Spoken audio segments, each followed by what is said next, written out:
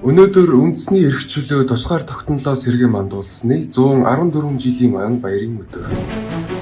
Монччин гүрний ноёрхлыг 1911 оны 12 дугаар сарын 29-ний өдөр эцэс болгосон. Монголчууд үндэсний тусгаар тогтнолоос сэргээн зарласан. 8 дугаар богд Жавзан дан Хотготыг улсын эзэн хаанаар өргөмжилж, тусгаар тогтносон богд хаант Монгол улсыг байгуулсан. Тусгаар тогтнолоо олон улсаар хүлээн зөвшөөрүүлэх, гадаад улсуудтай элчин харилцаа тогтоох зорилтыг хэрэгжүүлж эхэлсэн. 1911 оноос он тооллыг олноо өргөгдсөн. Улсын цолыг Монгол, их хүрээг нийслэл хүрээ хэмээн нэрийдсэн.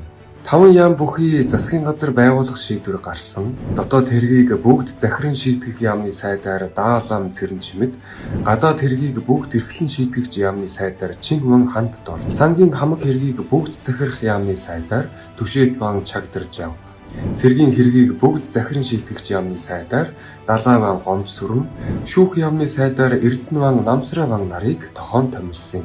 Энэхүү түүхэн өдрийн үн цэнийг 2011 оны 12 дугаар сарын 23-ны өдрийн хуулиар үндэсний эрх чөлөө тусгаар тогтнолоос сэргээсний баярын өдөр хэмээн нийтээр тэмдэглэх баярын өдөр болгохоор хуульчилсан.